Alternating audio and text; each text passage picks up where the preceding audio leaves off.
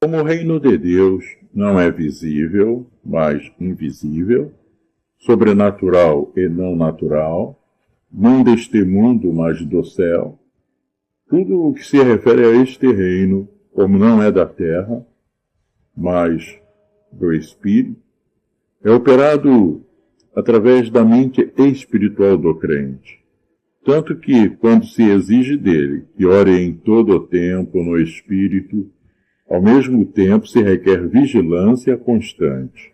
Ora, esta vigilância é contra os poderes das trevas e operações do diabo, que são também invisíveis e que podem ser discernidas somente em espírito, de modo que não é por simples exame da letra da palavra, mas por sua prática em nossas vidas, e isto em espírito. Daí que nos é ordenado, antes de tudo, estarmos revestidos do Senhor Jesus e da força do seu poder. Quanto ao mais, sede fortalecidos no Senhor e na força do seu poder. Revesti-vos de toda a armadura de Deus, para poderdes ficar firmes contra as ciladas do diabo. Porque a nossa luta não é contra o sangue e a carne, e sim contra os principados e potestades, contra os dominadores deste mundo tenebroso, contra as forças espirituais do mal nas regiões celestes.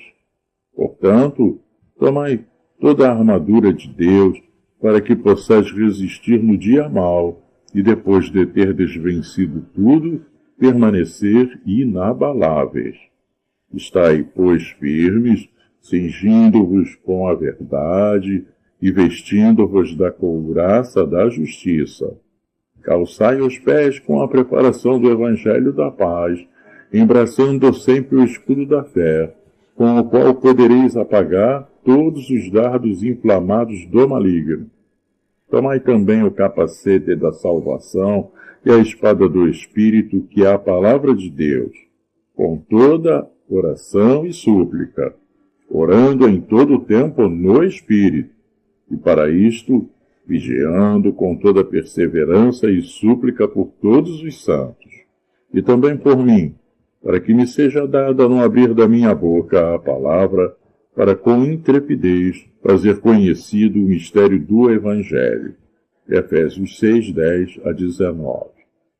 É preciso orar no Espírito para vencer as tentações da carne e do diabo. Por isso Jesus ordenou aos seus discípulos no Getsemane que o fizessem, pois somente o esforço da mente natural para não dormirem e poderem estar prontos para resistir a tudo que sucederia logo a seguir com a traição de Judas, não seria forte o bastante e suficiente para mantê-los em boa ordem para o combate espiritual que se travaria. Vigiai e orai, para que não entreis em tentação. O espírito, na verdade, está pronto, mas a carne é fraca. Mateus 26, 41. Vigilância e oração são sempre apresentados juntos. E mais uma vez destacamos que a oração deve ser em espírito, ou seja, com a mente espiritual. Vigiai, pois, a todo tempo, orando para que possais escapar de todas estas coisas que têm de suceder e estar em pé na presença do Filho do Homem. Lucas 21, 36. Também o Espírito, semelhantemente, nos assiste em nossas fraquezas, porque não sabemos orar como convém, mas o mesmo Espírito intercede por nós sobremaneira, com gemidos inexprimíveis. E aquele que sonda os corações sabe qual é a mente do Espírito, porque segundo a vontade de Deus é que ele intercede pelos santos. Romanos 8, 26, 27.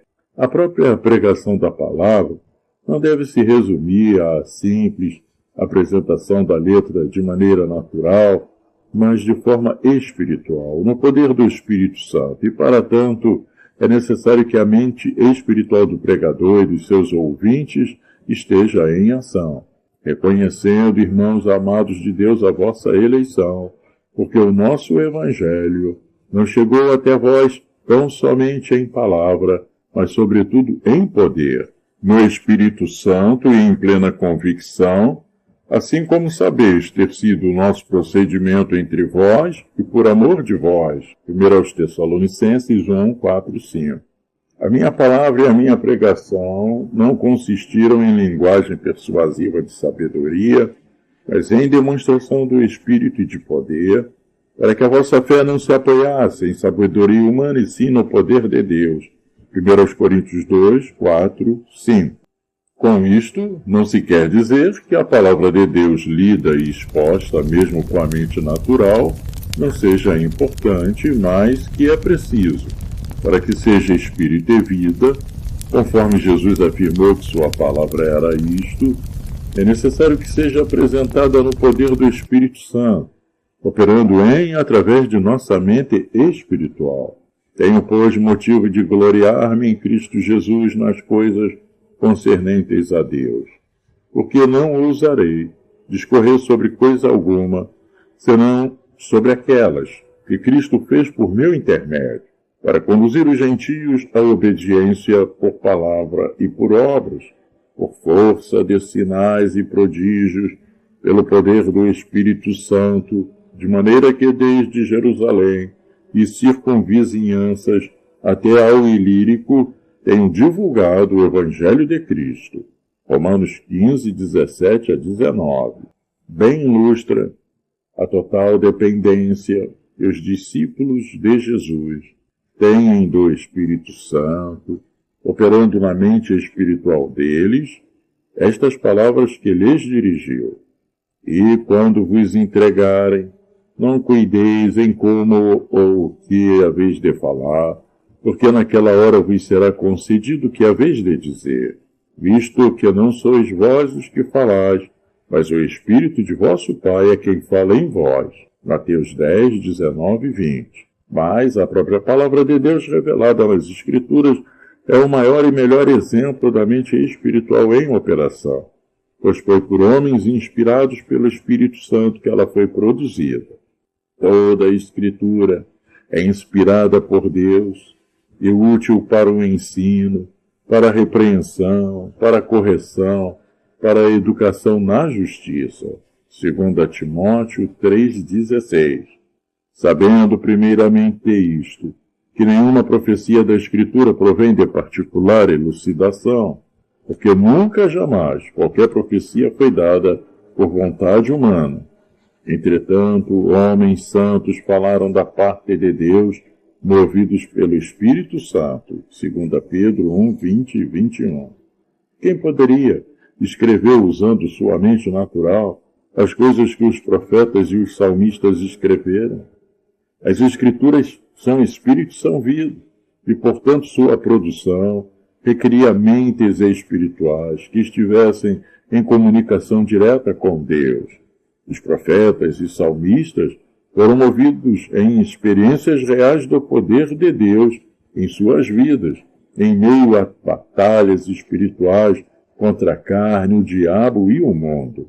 Veja, por exemplo, como esta mente espiritual é observada no Salmo 62 de Davi, que transcrevemos a seguir. Somente em Deus, ó minha alma, espera silenciosa, dele vem a minha salvação. Só ele é a minha rocha e a minha salvação, e o meu alto refúgio, não serei muito abalado.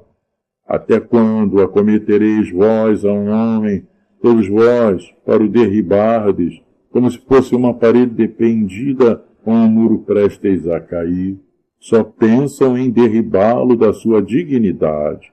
Na mentira se comprazem, de boca bendizem, porém no interior maldizem.